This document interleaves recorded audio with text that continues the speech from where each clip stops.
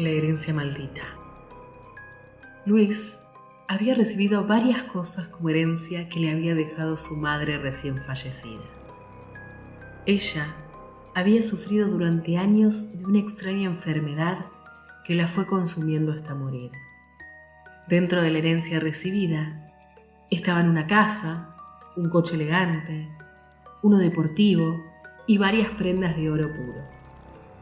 Luis era hijo único, así que podía disfrutar solo de la herencia sin compartirla con nadie. Él, a pesar de ser economista de profesión, era un chef aficionado y amante de la cocina. Entonces, decidió que abriría un restaurante de comida que se especializaría en comida de mar. Esto porque vivía en un pequeño pueblo cerca del mar. Era un pueblo apacible, donde normalmente no ocurría nada que no estuviera dentro de lo normal, como llegada de turistas o la rutina diaria de todos en el lugar. Para poder tener el restaurante, Luis sabía que debía invertir dinero, así que comenzó a organizar las cuentas del banco. Como buen economista, supo que lo que tenía no sería suficiente, así que decidió vender alguna de las joyas de oro. Contactó a las personas más adineradas del pueblo y a quienes mostraron interés en comprarlas se las vendió. Solo se reservó una pequeña cadena de oro. Con el dinero suficiente, Luis compró un local y todo el mobiliario para el restaurante. Además, contrató a 3 personas para que trabajaran con él.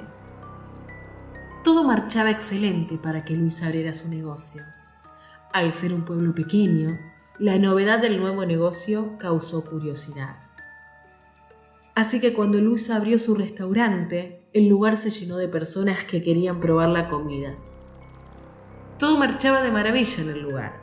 La gente comiendo, bebiendo, conversando, pasándola bien.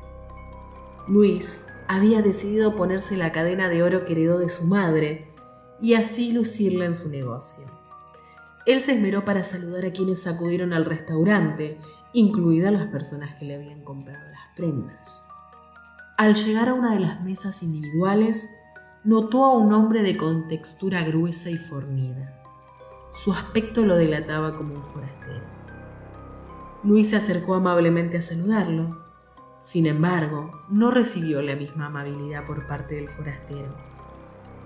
A pesar de eso, Luis siguió compartiendo con todos los demás. Quedó algo intrigado con la presencia del forastero. Su aspecto, su mirada algo profunda y desafiante, pero de pronto olvidó el episodio y se concentró en estar en la cocina para que toda la comida estuviera bien y a tiempo. Las mesas estaban copadas, la comida saliendo de la cocina, nada podía estar mejor. Luis estaba contento, así que se tomó unos minutos para ir a una pequeña oficina que estaba en el local. Había dejado al chef principal estar atento a las órdenes y a 2 empleadas adicionales a que atendieran las mesas. Estando en la oficina, deja su móvil sobre un pequeño escritorio junto con un llavero. Decide fumar un cigarrillo y beber una copa de vino que había llevado para celebrar. Pasado unos 15 minutos, Luis decide volver a salir para ver cómo andaba todo. Al llegar a las mesas, vio algo que lo aterrorizó. Gente tirada en el piso, gente sobre las mesas. Desesperado trató de ver a quién podía auxiliar, pero era tarde. Todos estaban muertos. Gritando entró a la cocina y ahí vio a todo su personal tirado en el suelo. El chef principal con una enorme cortadura en el cuello. Angustiado, confundido y aterrorizado, Luis trató de auxiliarlos, pero también estaban muertos. Luis estaba en shock. Permaneció así unos minutos hasta que reaccionó y salió de la cocina al lugar de la barra. Tomó su móvil, pero este se le cayó de la mano por lo tembloroso que estaba. Se inclinó a tomarlo del suelo y al levantarse, vio al forastero acercarse a la barra. Luis de inmediato corrió a la cocina y el forastero fue detrás de él. Luis iba tirando cosas a su paso para intentar poner obstáculos entre él y el forastero. Al llegar a la puerta trasera del restaurante, intentó abrirla, pero esta estaba cerrada. Desesperado, buscó en sus bolsillos el llavero para abrir la puerta, pero no lo tenía.